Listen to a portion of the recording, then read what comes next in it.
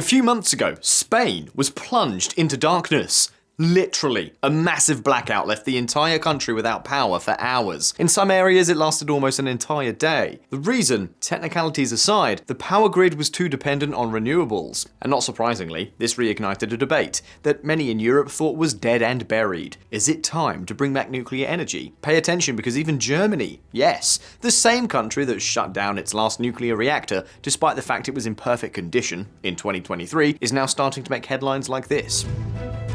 Germany drops opposition to nuclear power at EU level. Germany's turnaround marks the latest in a series of pro-nuclear policy shifts in EU member states. Nuclear power is back in vogue, and with good reason. European countries are now talking about building small, modular nuclear reactors, reviving power plants that had been shut down, or at least expanding existing plants. But let's be honest, there are hardly any serious plans on the table to build the kind of large-scale nuclear power plants that defined the second half of the 20th century, which is just as well, given the disaster that the latest nuclear power plants have been, such as Finland's Olkiluoto 3. This plant was delayed by 14 years, and ended up costing 4 times more than expected. And no, we're not cherry picking. The same story has been repeated many times over. One thing is clear, Europe has to change its energy policy. As Mario Draghi, former president of the European Central Bank, pointed out, electricity in Europe is extremely expensive. And on top of that, when things go wrong, prices skyrocket. It's an expensive and fragile system. In short, the worst of both worlds. Reversing this trend should be the #1 priority of any politician with half a brain. Do you want Europe to compete with the United States in technology? Then you need cheap and stable electricity, because without that, you can forget about data centers or artificial intelligence. Do you prefer a more traditional model, like Germany's, based on exports? Well, good luck selling cars if energy costs drive up the final price. You get the picture, right? And yes, I know what many of you are thinking, but wait a minute, Josh, it's 2025. Renewables are already cheaper than nuclear power. Well, yes, but no. The cost per megawatt may be lower, but what good is it if you then have to fire up a gas-fired power plant to prevent the grid from collapsing? The price you have to look at is that of the entire system. Until we have large-scale batteries, renewables will remain expensive. And keep in mind, technology is advancing rapidly, but not fast enough. Germany, for example, expects to be able to store just 1% of its energy by 2030.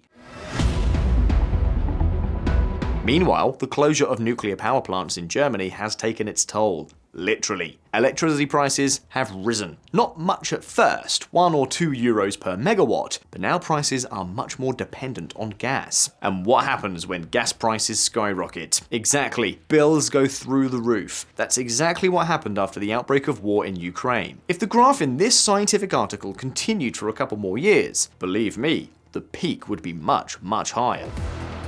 So yes, Europe needs a change of model, and there is no single magic solution. Many countries are already betting on small modular reactors, but today we're here to think big. Now, before we start dreaming about new power plants, there's one question that we cannot avoid. Why is Europe so bad at building them? How is it that China and South Korea can build a nuclear power plant in 5 years, while in Europe it takes almost 2 decades? Let's take a look. The nuclear problem. Basically, all the economic problems of nuclear energy are summarized in this graph outlining its cost structure. 85% of nuclear costs are fixed, meaning they must be paid regardless of how much the plant is producing. By comparison, only 25% of combined cycle costs are fixed. What's more, 67% of total costs are financial expenses, and 50% is return on capital. That is, the cost of the debt needed to build the plant and the investor's profit. You see, building a nuclear power plant is not just a matter of concrete and uranium, it's a very long-term investment. It takes decades before it pays for itself. Literally, it can take 30 years for a reactor to start generating profits. And clearly, in 30 years, there are a lot of other things you could do with that money. And now let me ask you a question. Do you know the cost of time and risk? Exactly, the interest rate. When central banks raise interest rates, projects that take a long time to turn a profit become prohibitively expensive, which is why technology stocks plummet on the stock market. And that's not all. Add political risk to the mix. What if, in 10 years' time, an anti-nuclear government comes to power and shuts down the plant altogether because there was an accident in Japan with 0 fatalities? And take note, there are more risks. What if, during those 30 years of amortization, batteries advance so much that you no longer need nuclear power to back up the grid? Well, this being Europe, it will probably take another 30 years to adopt that technology. So, investors, you can breathe easy for now. Jokes aside, you can see the problem. A nuclear power plant is a very long-term project with a lot of risks and requiring a lot of money. Finding investors is not impossible, but it is very complicated or very expensive, which amounts to the same thing. As an example, let's look at the United Kingdom. How Britain enticed investors to back its costly new nuclear plant investors will start receiving returns during construction, rather than having to wait until the power plant is generating electricity. If no additional private finance is available, the government will be forced to either provide the extra funding or scrap the project and provide compensation to the investors. And stay with us because that's not all.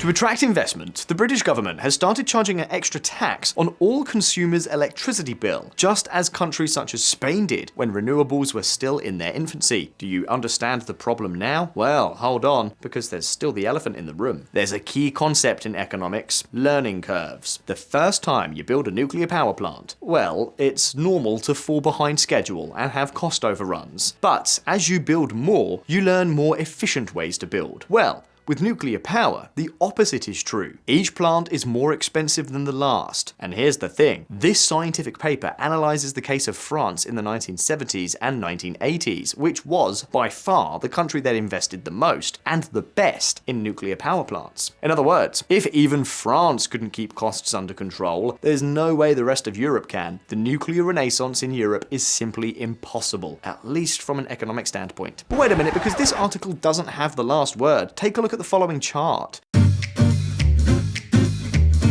You're looking at the cost of each nuclear power plant built in France. At first glance, it seems that each new plant is more expensive than the previous one. But pay attention. Look what happens when we group them by model. Welcome to Simpson's paradox. Although each new model is more expensive than the previous one, within each model, building more reactors significantly reduces costs. For example, the last P4 model reactor was 23% cheaper than the first, and in the N4 model, the difference was 19%. So, does that mean that if the European Union decided to build, say, 100 nuclear reactors, it could do so at a bargain price? Well, not so fast. For that to work, all countries would have to agree to build the same model, with the same technical equipment and under the same regulations. Otherwise, forget about the learning curves. And here comes the big problem. It's not economic, it's political. Selling 20, 50, or 100 nuclear reactors is no small feat. It's a multi-million-dollar contract. And of course, no country wants another country to take that away. Imagine that the best reactor turns out to be British. Are France or Germany really going to sit quietly while made in the UK reactors are built on their territory? What if on top of that, the best reactor turns out to be from outside Europe? Remember, the latter is not fiction. The Czech Republic, Sweden, Poland, more and more countries are opting for APR 1400 reactors, manufactured by South Korea. Meanwhile, the famous European reactor, the EPR, the result of the Franco-German alliance, has barely gotten off the ground. There are only 4 in operation worldwide. 1 is not yet fully operational, and 2 others are in China. There are a few more under construction, such as the one in the UK we mentioned earlier, but not many, and the drama doesn't end there.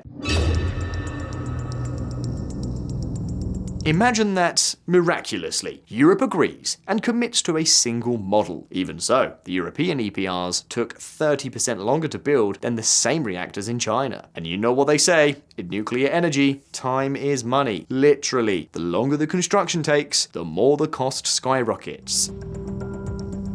So, if Europe wants to get back in the nuclear game, it had better learn to run. It's not just about choosing the right model, it's about being productive in building it. The big question is, why are they moving so slowly? The answer will come as no surprise: regulation.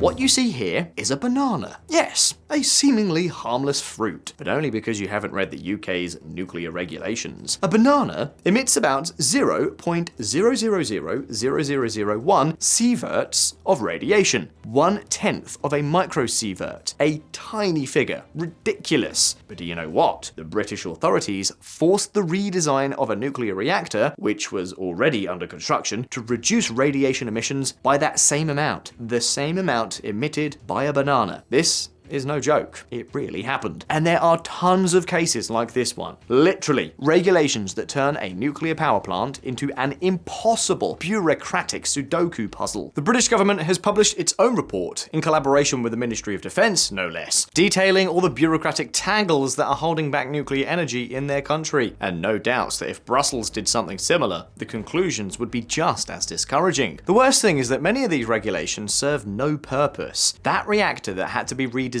because of radiation comparable to that of a banana was already working perfectly in Japan. And don't worry, no one there has turned into a mutant. And here's another crazy thing. Many regulations require changes to be made even after structures have already been built. Visualeconomik community. In engineering, there's a sacred rule. You don't change the plans once you're in the middle of construction. Changing a trifle on paper can mean weeks of lost work. So no, it's not a trifle. The French understood this very clearly in the 1980s, when they were the undisputed kings of nuclear energy.